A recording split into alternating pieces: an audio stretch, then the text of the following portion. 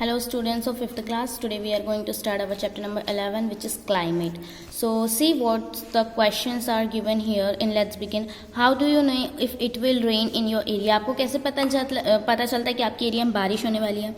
So simple, मौसम देख के समझ में आ जाता है ना. How can you tell that the day will be very hot? आपको ये कैसे पता चलता है कि बहुत ज़्यादा गर्मी पड़ने वाली है?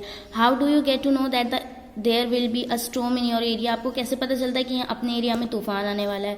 When do we sweat a lot on a hot and dry day और on a hot and rainy day? Why? क्या बोल रहा है कि हमें पसीना कब निकलता है? बहुत ज़्यादा गर्मी वाले दिन में, या फिर जब गर्मी हो और बारिश भी हो, या फिर तब जब गर्मी हो और सूखा हो? और ऐसा क्यों होता है? तो ऑफकोर्स जब गर्मी होती है और जब सूखा होता है उस समय हमें बहुत पसीना निकलता है ना, क्योंकि रेनी डेज में क्या होता है, अगर गर्मी पड़ भी रही है तो वहाँ ठंडक रहती ही है. ठीक है, ये सब हमें हमारे वेदर और क्लाइमेट के कारण पता चलता है. पर अब वेदर और क्लाइमेट होता क्या है, तो वो हम ये चैप्टर पढ़ के जानेंगे. Weather and climate. Sonia lives in Shimla with her family. Today her father bought a box of mangoes from Chandigarh. Sonia loves mangoes. She asked her father, why don't we grow a mango tree near our house? Her father told her that the climate condition of Shimla are not suitable for growing mangoes. Mango trees grow well in the area with hot climate. क्या हुआ? सोनिया है एक लड़की जो कि शिमला में अपनी family के साथ रहती है. उसके पापा चंडीगढ़ से आज क्या लेकर आए हैं? मैंगोज का बॉक्स, यानी आम लाए हैं. और सोनिया को आम जो है बहुत पसंद है, तो अपने पापा से कहती है कि हम एक मैंगो का ट्री यानी कि आम का झाड़ अपने घर में ही क्यों नहीं लगा लेते. तो उसके पापा ने उसे बताया कि यहाँ की जो क्लाइमेट कंडीशन है शिमला की, वो मैंगोज लगाने के लिए बिल्कुल भी सुटेबल नहीं है. मैंगो जो है वो कहाँ लगते हैं? ऐसे एरिया में जहाँ का क्लाइमेट जो है वो गर्म होता है, हॉट होता है ना. सोनिया सेड, पापा it is very warm today. Look the sun is shining so brightly. I think we have a hot climate in Shimla on some days. क्या बोल रही है? अब सोनिया कहती है कि पापा देखिए बाहर आज तो बहुत ज़्यादा गर्मी लग रही है, सूरज जो है वो बहुत अच्छे से चमक रहा है ना, और मुझे ऐसा लगता है कि अब शिमला में भी हॉट क्लाइमेट आने वाला है कुछ दिनों में. Father said, Sonia, you are talking about the weather. Climate is different from weather. तो सोनिया के पापा ने कहा कि सोनिया तुम वेदर के बारे में बात करी और क्लाइमेट जो है वो वेदर से डिफरेंट होता है. So let's see कि वेदर होता क्या है. Weather is the condition of the atmosphere at a particular place at a particular time. It tells us how hot or cold a place is, whether is raining or not, whether it is humid or dry, or whether it is calm or windy. Temperature, humidity, precipitation, wind speed and direction are some of the elements of weather. क्या बोल रहा है? Weather जो होता है वो condition होती है एटमॉस्फेयर की, जो कुछ समय के लिए किसी जगह पर होती है ना, और ये हमें बताती है कि अभी ठंडी है कि गर्मी है, बारिश होगी या नहीं होगी, गर्म बहुत ज़्यादा ह्यूमिड है यानी वो, या फिर ड्राई है, तूफान है, या फिर मतलब काम है weather. Temperature, humidity, precipitation, wind speed और डायरेक्शन जो होते हैं, ये सब कुछ वेदर के एलिमेंट है. और वेदर क्या है? एक कंडीशन है एटमॉस्फेयर की जो थोड़े समय के लिए ही किसी जगह पर रहता है ना. There are days when it is hot और sunny, and there are days when it suddenly starts raining and becomes cool. Some days are windy while others days are calm. This is because weather of a place keeps changing every day. Sometimes it's even changes many times in the same day. क्या बोल रहा है? कभी कभी ऐसा होता है कि बहुत ज़्यादा गर्मी होती है, सूरज एकदम तपता रहता है, और कभी अचानक से बारिश होने लगती है और ठंड यानी ठंडा लगने लगता है ना. कभी कभी ऐसा होता है कि वेदर जो रहता है वो काफ़ी काम होता है और कभी बहुत हवाएं चलती है. वो इसीलिए क्योंकि वेदर जो है वो हर रोज़ चेंज होता रहता है, और कभी कभी तो दिन के समय में भी कई बार चेंज हो जाता है ना, एक ही दिन में बहुत बार चेंज हो जाता है ना. Accurate weather forecast can help us in many ways. अगर एक्यूरेट वेदर फोरकास्ट हो यानी एक्यूरेटली हमें बताया जाए कि तो मौसम जो है वो कैसा होने वाला है, तो काफ़ी कुछ वो हमें हेल्प कर सकते हैं. जैसे it saves lives. People living in coastal region and the fisherman need to know whether a sea storm is coming towards them. It helps the people living in the hilly areas know in advance about very heavy rain that might cause sudden flood और fall of mud and rocks from the hill. This helps people move to safer places when needed. क्या बोल रहा है?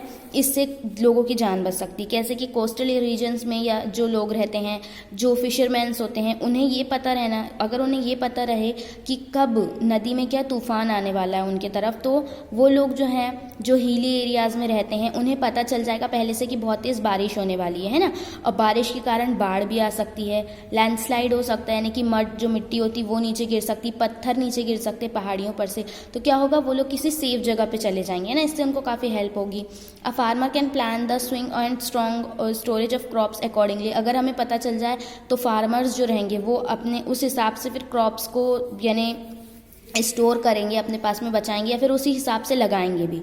It helps the aeroplanes that are landing and taking off course aeroplane जो उड़ते हैं और land करते हैं वो भी इनके यानी अकॉर्डिंगली ही होता है, क्योंकि अगर वो तूफ़ानी डेज में एरोप्लेन उड़ेगा तो फिर काफ़ी प्रॉब्लम होगी, है ना। It tells us when to carry an umbrella और what kind of cloth to wear in next 5-7 days. क्या होता है, इससे ये पता चल जाता है कि हमें कब अम्ब्रेला ले जाना है और हमें कब किस तरीके के कपड़े पहनना है ना। अगर अचानक बारिश होगी और हमारे पास अम्ब्रेला नहीं रहेगा तो हम भीग जाएंगे। All newspapers carry weather forecast for the day which tell us what the weather will be like on that day. सारे न्यूज़पेपर क्या होता है, वेदर फोरकास्ट सारे न्यूज़पेपर में बताता है और उससे हमें पता चल जाता है कि उस दिन वेदर जो है वो कैसा रहने वाला है। Next is climate. Scientist to study weather are called meteorologist. क्या बोल रहा है, साइंटिस्ट जो कि वेदर के बारे में पढ़ते हैं वो मेट्रोलॉजिस्ट कहलाते हैं ना। They keeps daily records of temperature, precipitation and wind. From these days और information From these data or information, they get an idea of its climate.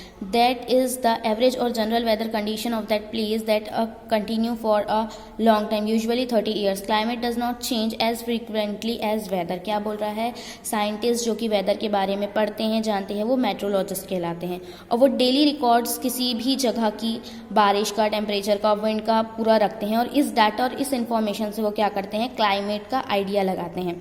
और क्लाइमेट क्या होती है, क्लाइमेट होता है जनरल या फिर एवरेज वेदर कंडीशन, यानी कि जो ऐसा वेदर कंडीशन जो कि बहुत समय तक किसी जगह पे रहे। जैसे कि वेदर क्या होता है वो हमेशा चेंज होता रहता है, लेकिन क्लाइमेट जो होता है ना, जैसे अगर किसी जगह पर बहुत ज़्यादा बारिश होती है तो वहाँ का क्लाइमेट जो रहेगा वो रेनी रहेगा। क्यों, क्योंकि वहाँ मैक्सिमम टाइम पे बारिश हो रही है।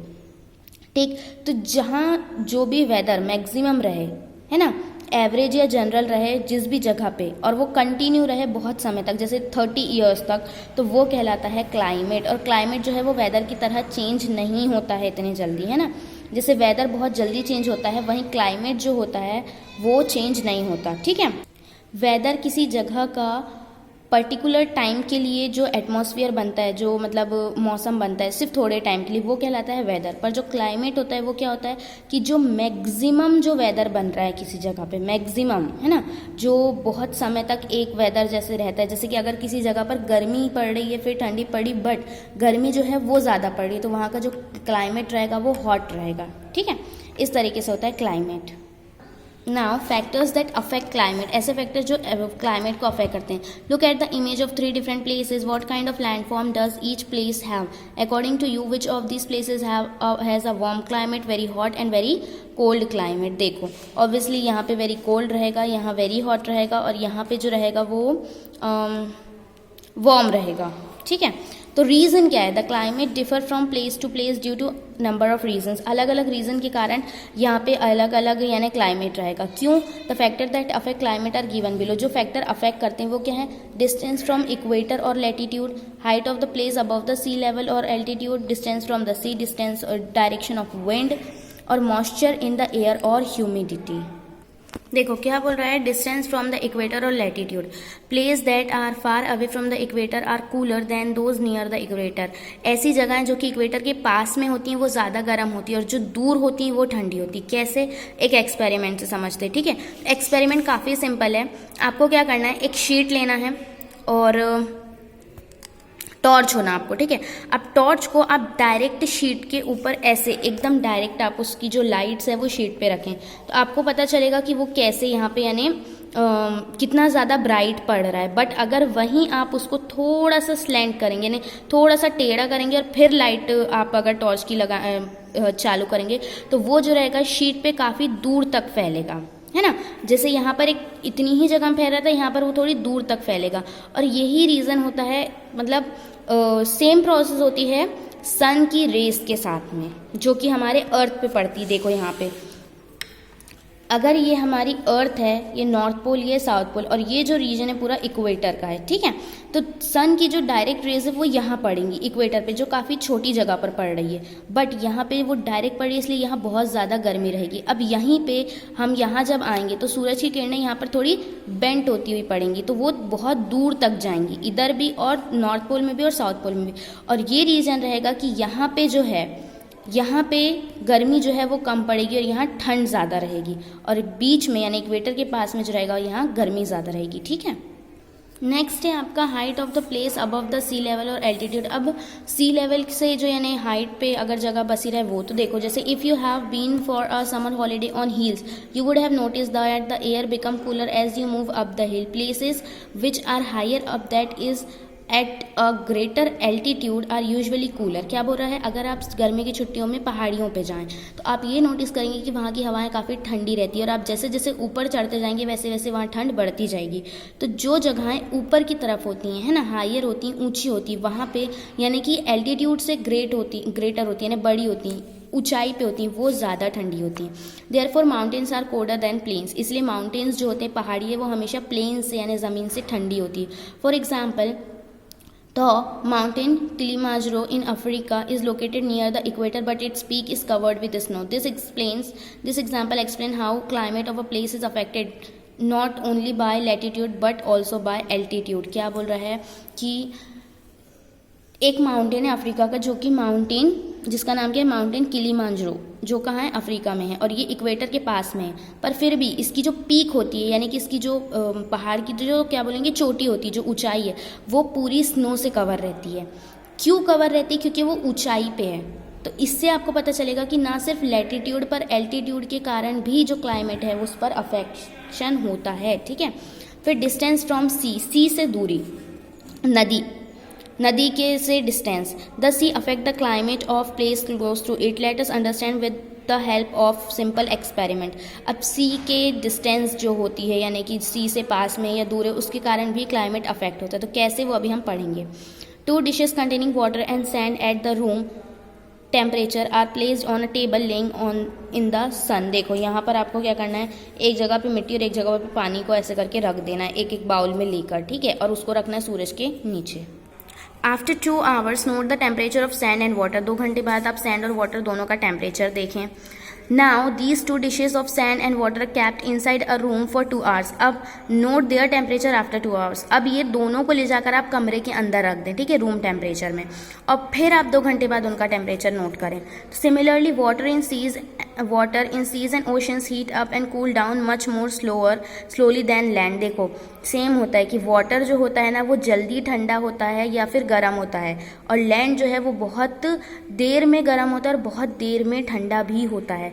This means that in winter the water in seas and oceans is much warmer than land.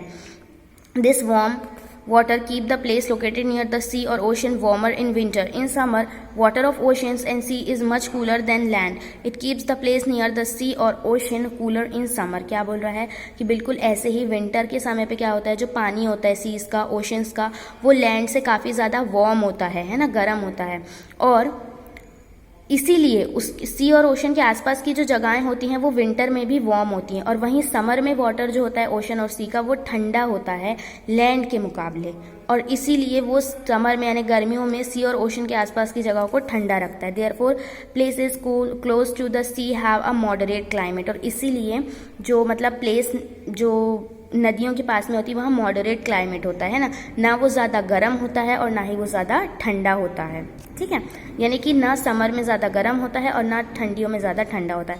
However places far away from the sea have extreme climate, they are either very hot और very cold. और वहीं जो जगहें सी से काफ़ी दूर रहती हैं वो या तो बहुत ज़्यादा गर्म होती हैं, बहुत ज़्यादा ठंडी। जैसे एग्जाम्पल है Patna in Bihar is further from the equator than Kolkata in West Bengal, and yet Patna is hotter than Kolkata because Kolkata is situated near the Bay of Bengal, Patna is far away from the sea और एन ओशन। पटना जो है बिहार में वो इक्वेटर से काफ़ी दूर है, और कोलकाता जो है वो वेस्ट बंगाल में वो इक्वेटर के पास में है, लेकिन कोलकाता में इतनी गर्मी नहीं पड़ती है, और पटना जो होता है वो बहुत ज़्यादा गर्म है। पता है जगह जो पटना है वो बहुत ज़्यादा गर्म है, वो इसीलिए वो ऐसा इसलिए होता है क्योंकि इक्वेटर के पास में है पटना, देखो पटना इक्वेटर के पास में तो नहीं है, लेकिन फिर भी वो गर्म होता है। कोलकाता जो है वो ठंडा होता है, वो इसीलिए क्योंकि कोलकाता के पास में आ जाता है बे ऑफ बंगाल, और पटना के आसपास कोई भी नदी या कोई भी ओशन नहीं है ना। और यही रीज़न है जिसके कारण पटना में ज़्यादा गर्मी होती है एज़ कम्पेयर टू कोलकाता। अब direction of wind, if a region gets wind from a hot place it will become hot, if it receive winds from a cold place it will become cold. देखो अगर हवा जो चल रही है उसकी direction किसी गर्म प्लेस की यानी हॉट प्लेस की साइड से आ रही है, तो ऑफकोर्स जिस जगह पे आ रही वो भी वहाँ पर भी गर्मी होगी, और अगर किसी ठंडी जगह से हवाएं चल रही है तो फिर वहाँ पे ठंड रहेगी। मॉइस्चर इन द एयर और ह्यूमिडिटी, मॉइस्चर या ह्यूमिडिटी हवा में है ना, तो humidity in the air depends on the location of a place located near large water body like ocean, seas and rivers would be more humid than the place situated far away from water bodies. क्या बोल रहा है कि humidity जो होती है air में वो डिपेंड होती है कि वो जगह किस लोकेशन पे है, किस जगह पे है ना। अगर जो मतलब हम जिस भी प्लेस की बात करें, अगर वो किसी नदी वाली पानी वाली जगह के पास में जैसे ओशन, सी, रिवर, तो वहाँ जो रहेगा वहाँ बहुत ज़्यादा ह्यूमिड रहेगी प्लेस। देखो बताई मैंने ना कि जो पानी वाली जगह के पास में जो भी जगहें रहेंगी वहाँ पे ह्यूमिडिटी ज़्यादा रहेगी एज कम्पेयर टू वो जगहें जो कि वाटर बॉडी से दूर है। क्योंकि देखो humidity also depend on the direction of wind, humidity भी विंड की डायरेक्शन पे डिपेंड रहती है। Wind that blows from the sea to land usually bring a lot of moisture with them and cause rainfall, whereas wind that blow from the land to the sea are usually dry and do not cause any rain. क्योंकि देखो ये भी wind की direction पे depend होती है humidity. कैसे? अगर मान लो विंड्स जो हैं वो सी के साइड से आ रही हैं तो ऑब्वियसली वो थोड़ी नमी रहेगी उनमें, है ना, और जिसके कारण बारिश होगी। और वहीं अगर लैंड के साइड से जो विंड है वो सी की तरफ जा रही है तो वो गर्म रहेगी और जिसके कारण वहाँ पर बारिश नहीं होगी, है ना। तो ह्यूमिडिटी जो होती है, जब मॉइस्चर होता है, वो भी किस पे? विंड पे डिपेंड होता है ना। स्टूडेंट्स आपके चैप्टर का लास्ट टॉपिक है क्लाइमेट जोन। क्लाइमेट जोन जो है, देखो earth can be divided into 3 zones based on the amount of heat और a region gets from the sun. These zones are called the heat zone और the climatic zone. Earth को 3 zone में बांटा गया है। उनकी किस बेसिस पे? कि उन पे सन की जो रेज है वो कैसे पड़ती है, अमाउंट ऑफ हीट, है ना। और ये जो जोन्स होते हैं वो जोन कहलाते हैं हीट जोन या फिर क्लाइमेटिक जोन। देखो यहाँ पे आपका अर्थ जो है उसको 3 जोन में बांटा गया है, फ्रिज जोन, टेम्परेचर जोन